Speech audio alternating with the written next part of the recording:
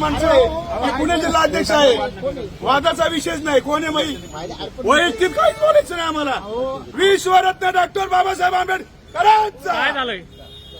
विश्वरत्न doctor Babasaheb आंबेडकरांचा काय नक्की काय झालं? काय माझ्या थांबा. पुणे जिल्ह्याची एक व्यथा मांडण्या करता इथं आलो होतो. हा. इथल्या लोकांनी मी जवळजवळ 1 तास त्यांची व्यथा मांडतोय. मला वर जाऊन द्या.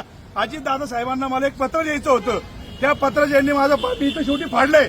त्या पत्र मला इथं शेवटी फाडावं लागलं. ही देशाची लोकसेवा आहे का?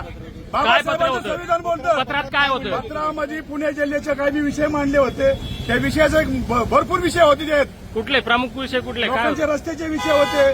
काही लोकांचे हाणामारीचे विषय होते. गुन्हेगारी वाढती. काही बरेच विषय आहेत. मी वेल्हा तालुक्यातले राजगड वेल्हा तालुका. कुठल्या पक्षाचे?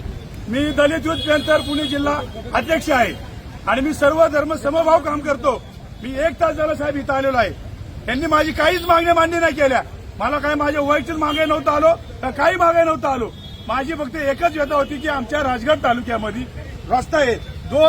19 वर्षाची 2 मुलं मेलेली आहेत. ह्याच्याकरता आम्ही आलो होतो ना. आणि हे दाबतात आम्हाला इथले आमदार, स्थानिक आमदार, आमच्या बोरवेलाचे मुळशीचे आमदार आहेत ते. मी काय माझ्या घरचं काम करायला आलतो का? एकच सांगतोय, संविधानाने चालणार आहे. सर्वश्रेष्ठ संविधान आहे. सर्वश्रेष्ठ कायदा आहे. म्हणून मी दादांना भेटायला आलतो. माझ्या घरचं काम होतं का? तुमचं नाव पुन्हा सांगा. माझं नाव विनोद निवृत्ती गायकवाड, पुणे जिल्हा दलित युथ पॅंथर अध्यक्ष. जवी साहेब नामदेव ढसाळ साहेबांचा मी कार्यकर्ता आहे. आम्ही तळागाळातली माणसं आहोत.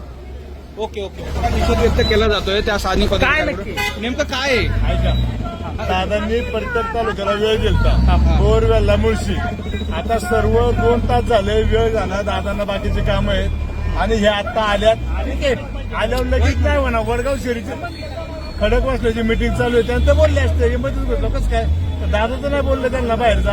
कार्यकर्ता बोलला असं. पण काय आव्हान करता तुम्ही आता? आम्ही त्याचे काम आहेत. आम्ही म्हणलं त्याला करून देतो म्हणून. पण तो आता ऐकते त्याची मनस्थिती नाही. आम्ही काय ठीक. करू? Thank you sir. थँक्यू. ही पाणी बरेच सुविधा आम्ही करतो जेणेकरून त्या भागातील लोकांना रोजगार सुरू मिळेल. आता सईबाईंचं समाधीचं काम चालू आहे. 30 कोटी रुपये दादांनी मंजूर केले. त्याचं वर्क ऑर्डरमध्ये काम चालू आहे. भविष्यकाळ टप्प्याटप्प्याने त्याला भरपूर निधी देणार. पण यांनी भेटून दिला आणि तुमचा आरोप केला की तुम्ही भेटून देत नाही दादाला. त्यांना अहो साहेब मी हेच सांगितलं की दादांनी आज सर्व कार्यकर्त्यांना वेळ दिली. आमचा बोरवेल्ला मुळशीची मिटिंग होती. आमचे तिन्ही एक तालुके करून झाले. आता खडकवासला चालू आहे. ते वेल्ल्याचे आहेत ते आत्ता आले आणि अचानक खडकवासला बसले ते लोकांनी नक्की घेतली. त्याच्या कामामध्ये मी सांगितलं